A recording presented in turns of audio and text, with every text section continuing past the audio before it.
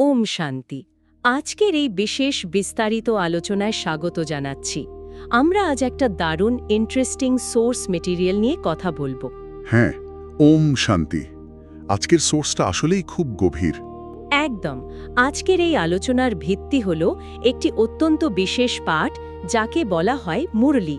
আর এই নির্দিষ্ট মুরলিটি ৫/৫/২০২৬ তারিখে মধুবন থেকে প্রকাশিত। রাইট। মুরলি মূলত আধ্যাত্মিক দর্শনের একটি প্রাত্যহিক পাঠ। তো এই মুরলিটার ফোকাসটা ঠিক কোথায়? ফোকাসটা খুবই প্রাসঙ্গিক। বলা যায় আজকের আলোচনার মিশন হল এই মুরলির দুটো সবচেয়ে বড় কনসেপ্ট বোঝা। একটা হলো আত্ম উপলব্ধি বা সেলফ রিয়েলাইজেশন, আর অন্যটা হলো পরমাত্মার উপলব্ধি। আচ্ছা, মানে আত্মাকে চেনা এবং পরমাত্মাকে চেনা। কিন্তু এই মুরলিটা তো শুধু সাধারণ কোনো ফিলোসফি দিচ্ছে না, তাই না? ঠিক বলেছেন। এটা শুধু দর্শন নয়, এটা মানব জীবনের বর্তমান অবস্থা আর তা থেকে উত্তরণের একটা, বলতে পারেন, স্পষ্ট গাইডলাইন দিচ্ছে। আমরা আজ একদম নিরপেক্ষভাবে এর কনসেপ্টগুলো বোঝার চেষ্টা করব। দারুণ। তাহলে কোথা থেকে শুরু করা যায়? আমি একটা অ্যানালজি দিয়ে শুরু করতে চাই। ধরুন, খুব দামি আর অত্যাধুনিক একটা কম্পিউটার কেনা হলো। মনিটর, কিবোর্ড, মাদারবোর্ড, হার্ডওয়্যারের দিক থেকে সব একদম পারফেক্ট। আচ্ছা। কিন্তু সুইচ অন করার পর দেখা গেল স্ক্রিন পুরো ব্ল্যাঙ্ক। কারণ ওই অতিকায় হার্ডওয়্যারের ভেতরে কোনো অপারেটিং সিস্টেম ইনস্টল করাই নেই। দারুণ উপমা তো। মুরলি বলছে মানবজাতির অবস্থাও আজ ঠিক ওই অপারেটিং সিস্টেম ছাড়া কম্পিউটারের মতো। মানে মানুষ তার বাহ্যিক হার্ডওয়্যার, অর্থাৎ এই রক্তমাংসের শরীর নিয়েই চূড়ান্ত ব্যস্ত। আর ভেতরের মূল চালিকা শক্তিটাকেই সে ভুলে বসে আছে। একদম তাই। মুরলিতে প্রথম যে বিষয়টার উপর সবচেয়ে বেশি জোর দেওয়া হয়েছে সেটা হলো এই নিজেকে চেনা বা সেলফ রিয়েলাইজেশন। মানে মানুষ নিজেকে শরীর মনে করে দেহ অভিমানী হয়ে আছে। রাইট। কিন্তু আসল সত্য হলো মানুষ এক একটা আত্মা, যাকে মুরলিতে বলা হয়েছে একটা অত্যন্ত সূক্ষ্ম জ্যোতির্বিন্দু বা point of light. Point of light, আচ্ছা। আর এই আত্মাই হলো সেই অপারেটিং সিস্টেম। মানুষের সমস্ত ভালো খারাপ সংস্কার বা অভ্যাসগুলো, যাকে আমরা কম্পিউটারের ডেটা বলতে পারি, সেগুলো ওই সূক্ষ্ম বিন্দুর মধ্যেই সেভ করা থাকে। হার্ডওয়্যার বা শরীর তো একা কথা বলতে পারে না। হ্যাঁ, অপারেটিং সিস্টেম ছাড়া সে পুরোপুরি অচল। এই উপমার সূত্র ধরেই বলি, মুরলিতে কেন আত্মাকে আগে জানার উপর এত জোর দেওয়া হয়েছে, এর একটা চমৎকার মনস্তাত্ত্বিক কারণ আছে। তাই নাকি? সেটা কি? ধরুন, ভক্তি মার্গে বা প্রচলিত ধর্মাচরণে মানুষ ঈশ্বরের সাক্ষাৎকারের জন্য অনেক কঠোর তপস্যা করে।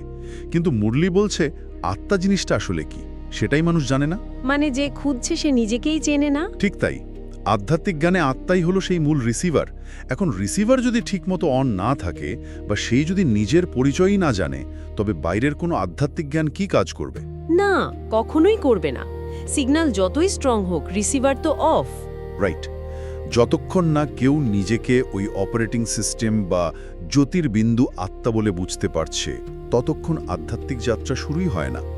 বেস বা ভিত্তিটাই তো ভুল হয়ে আছে। তার মানে যাকে আমি বলে দাবি করা হয় সেটা এই শরীর নয়। আর নিজেকে শরীর মনে করার কারণেই বোধহয় আমাদের সব ভয়, নিরাপত্তাহীনতা তৈরি হয়। একদম ঠিক। শরীর তো ধ্বংসশীল, কিন্তু আত্মার যে মৃত্যু নেই, এই জ্ঞানটাই ভয়ে সমূলে দূর করে দেয়। আচ্ছা, সেলফ রিয়েলাইজেশন তো বোঝা গেল। এরপর মুরলিতে দ্বিতীয় যে ধাপের কথা বলা হয়েছে, গড রিয়েলাইজেশন বা পরমপিতা নিরাকার শিবকে চেনা। হ্যাঁ, এবং এখানে পরমাত্মার যে পরিচয় দেওয়া হয়েছে সেটা প্রচলিত অনেক ধারণার চেয়ে বেশ আলাদা। সেটাই। মুরলি বলছে ভগবান বা পরমাত্মা হলেন সম্পূর্ণ নিরাকার, মানে তার নিজস্ব কোনো শরীর নেই। ব্রহ্মা, বিষ্ণু বা শঙ্করের নিজস্ব সূক্ষ্ম শরীর আছে, কিন্তু পরমপিতা শিবের নাকি তা নেই। রাইট। এবং তাকে এখানে পতিত পাবন বলা হয়েছে। হ্যাঁ, কিন্তু আমার একটা প্রশ্ন আছে। মানুষের মন তো সাধারণত কোনো ছবি বা আকার ছাড়া চিন্তা করতে পারে না। আমরা সবসময় ভিজুয়ালাইজ করতে চাই। মানুষের মনের গঠনই তো ওরকম। তাহলে একজন সম্পূর্ণ নিরাকার সত্তাকে স্মরণ করা বা তার সাথে কানেক্ট করা মানুষের পক্ষে কিভাবে সম্ভব? এটা কি খুব কঠিন নয়? এই প্রশ্নটা খুবই লজিক্যাল। আর মুরলিতে অত্যন্ত স্পষ্ট একটা বাক্য আছে, মামেকম স্মরণ করো, অর্থাৎ শুধুমাত্র আমাকে স্মরণ করো। কিন্তু স্মরণটা করব কিভাবে? আকার তো নেই। সেখানেই মুরলি একটা দারুণ মেকানিজমের কথা বলছে। যেহেতু পরমাত্মার নিজের কোনো শরীর নেই, তাই তিনি সাধারণ মানুষের শরীরে প্রবেশ করে এই জ্ঞান দেন। সাধারণ মানুষের শরীরে? হ্যাঁ, যাকে মুরলিতে ভাগীরথী বা ব্রহ্মা বলা হয়েছে। পরমাত্মা নিজে কিন্তু মানুষের মতো পুনর্জন্ম নেন না। ও আচ্ছা, তাহলে ইনস্ট্রুমেন্ট হিসাবে একটা মানুষের শরীর ব্যবহার করা হচ্ছে। হ্যাঁ, একদম। কানেক্ট করার মেকানিজমটাও খুব বিজ্ঞানসম্মত। মুরলি বলছে, আত্মা যখন দেহ অভিমান ত্যাগ করে নিজেকে বিন্দু বা আত্মা হিসেবে স্থির করে, তখনই কেবল বুদ্ধি দ্বারা সেই নিরাকার পরমপিতার সাথে যুক্ত হওয়া সম্ভব। মানে নিজের ফ্রিকোয়েন্সিটা আগে বদলাতে হবে। ঠিক ধরেছেন, রেডিওর ফ্রিকোয়েন্সি ম্যাচ করার মতো বিষয়টা। নিজেকে আত্মা হিসেবে অনুভব করাটাই হলো ফ্রিকোয়েন্সি টিউন করা। দারুণ বলেছেন। হার্ডওয়্যারের বোধ নিয়ে তো আর ক্লাউড সার্ভারের সাথে কানেক্ট করা যায় না। ওয়াইফাই ধরতে হলে তো লেভেলটা সফটওয়্যারে নিয়ে যেতে হবে। হ্যাঁ, এই ডাইমেনশনাল শিফটটাই হলো গড রিয়েলাইজেশন। বুঝতে পেরেছি। আচ্ছা, মুরলির পরের অংশটা একটা বেশ ঐতিহাসিক বা বিশাল টাইমলাইনের কথা বলা হয়েছে, ৮৪ জন্মের চক্র। হ্যাঁ, সৃষ্টির চক্র আর বিশ্বের পতন। মুরলি বলছে যে আত্মারা এক শরীর ত্যাগ করে অন্য শরীর ধারণ করে, আর তাদের মধ্যে ৮৪ জন্মের একটা পার্ট বা ভূমিকা রেকর্ড করা আছে।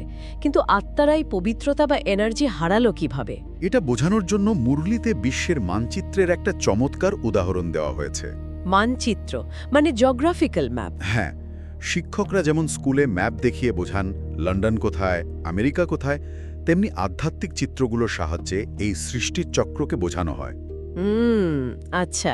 মুরলি বলছে, প্রাচীন ভারত একসময় স্বর্গ বা সত্যযুগ ছিল। সেখানে সম্পূর্ণ পবিত্রতা ছিল। কিন্তু এখন সেটা নরক বা কলিযুগে পরিণত হয়েছে, যেখানে রাবণের রাজত্ব চলছে। মুরলিতে ভক্তিমার্গের কিছু উদাহরণও দেওয়া আছে, যেমন হনুমানের পূজারীরা হনুমানকে স্মরণ করে, কৃষ্ণের পূজারীরা কৃষ্ণকে। কিন্তু এই যে স্বর্গ থেকে ধীরে ধীরে নরকে পতন, এটা কি ভগবানের কোনো শাস্তি? না না, একেবারেই নয়। মুরলির দর্শন অনুযায়ী এটা কোনো ঐশ্বরিক শাস্তি নয়। এটা হলো জন্মজন্মান্তর ধরে শক্তির স্বাভাবিক একটা ক্ষয়। শক্তির ক্ষয় মানে এন্ট্রপির মতো কিছু? একদম তাই।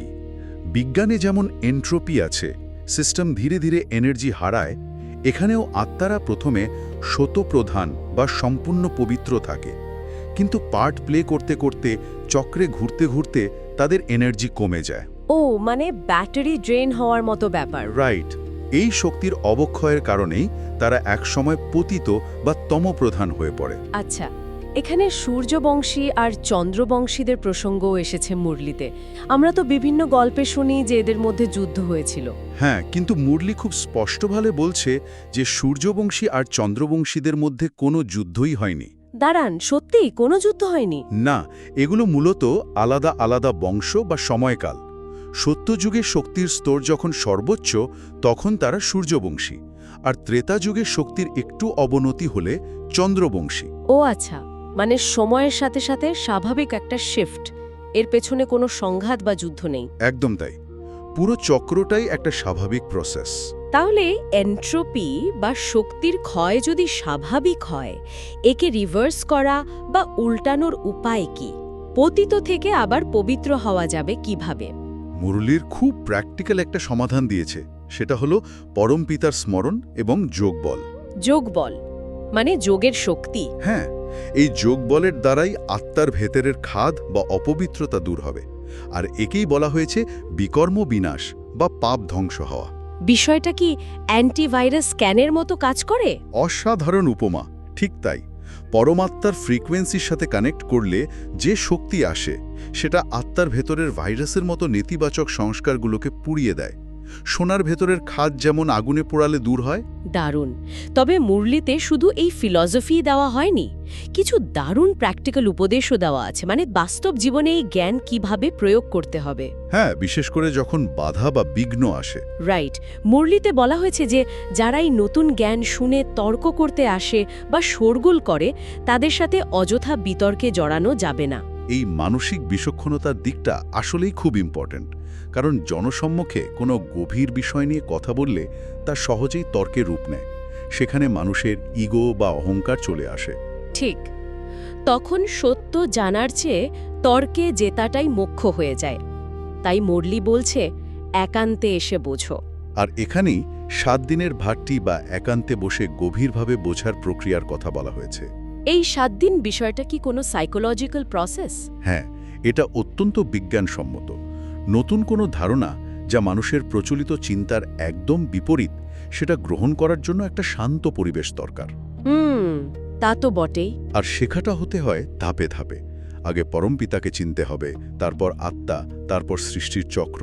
সবার সামনে হট্টগোলে তো আর পুরনো কন্ডিশনিং ভাঙা যায় না। রাইট, একান্তে ধাপে ধাপে বোঝাটাই সবচেয়ে লজিক্যাল উপায়।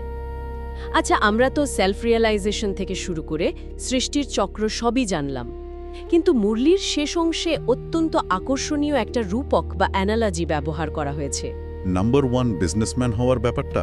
হ্যাঁ, ভাবা যায় আধ্যাত্মিকতার মতো এত গভীর একটা বিষয়ের ব্যবসায়ের তুলনা বলা হয়েছে নম্বর 1 বিজনেসম্যান হতে। আপাত দৃষ্টিতে একটু অদ্ভুত মনে হলেও এর ভেতরে খুব গভীর অর্থ আছে। একজন ভালো ব্যবসায়ী যেমন এক পয়সাও নষ্ট হতে দেন না, তেমনি আধ্যাত্মিক সাধকের কাছে তার সবচেয়ে বড় মূলধন কি? তার সময় এবং তার চিন্তা বা সংকল্প। একদম স্পিরিচুয়াল ইকোনমিক্স। মুরলি বলছে একটা সেকেন্ড বা একটা চিন্তাও যেন ব্যর্থ না হয়। এই আধ্যাত্মিক অর্থনীতিতে লাভ করার জন্য মুরলি একটা দারুণ অভ্যাসের কথা বলেছে। সকালে উঠে বিচার সাগর মন্থন করা। হ্যাঁ, সকালে মন খুব শান্ত আর রিসেপটিভ থাকে। তখন উঠে জ্ঞানের পয়েন্টগুলো নোট করা এবং মন্থন করার মাধ্যমে বুদ্ধি তীক্ষ্ণ হয়। মানে দিনের শুরুতেই পজিটিভ ইনভেস্টমেন্ট। তা না হলে তো সারা দিনের কোলাহলে আধ্যাত্মিক মূলধন এমনিতেই নষ্ট হয়ে যাবে। ঠিক। আর মুরলির স্লোগানটা মনে আছে? যে চাইতে থাকে সে খুশির খাজানার দ্বারা সম্পন্ন হতে পারবে না। হ্যাঁ, মানে ভিখারি মানসিকতা থাকলে প্রকৃত সুখ পাওয়া যায় না। রাইট। নিজেকে প্রাপ্তিতে পূর্ণ অনুভব করতে হবে। অভাববোধ থাকলে তো মন শুধু বাইরের দিকেই ছুটবে। অসাধারণ। আজকের এই বিস্তারিত আলোচনায় সত্যি অনেকগুলো স্তর উন্মোচিত হলো। আত্মা হিসেবে নিজেকে চেনা, নিরাকার পিতাকে স্মরণ করা, আর এই চিন্তাকে মূলধন হিসেবে ব্যবহার করার ব্যবসায়িক রূপক, সবই খুব লজিক্যাল। প্রতিটি বিষয় খুব সুন্দরভাবে একে অপরের সাথে যুক্ত। আচ্ছা, পর্বটি শেষ করার আগে আমি একটা চিন্তার খোরাক দিতে চাই। হ্যাঁ, অবশ্যই বলুন। আজকের মুরলিতে চিন্তাকে বা সংকল্পকে সম্পদের সাথে তুলনা করা হয়েছে। তো যদি আমাদের দৈনন্দিন চিন্তাগুলো সত্যিকারের টাকা বা মুদ্রা হতো, তবে আজ সারাদিনে আমরা যা যা নিয়ে ভেবেছি তার ভিত্তিতে দিনের শেষে আমরা কি লাভবান হতাম, নাকি একেবারে দেউলিয়া হয়ে যেতাম? বাপরে, এটা তো সত্যিই খুব গভীর একটা প্রশ্ন। ভেবে দেখার মতোই বিষয়। একদম। এই প্রশ্নটা নিয়েই আজকের আলোচনা শেষ করছি। ওম শান্তি। ওম শান্তি।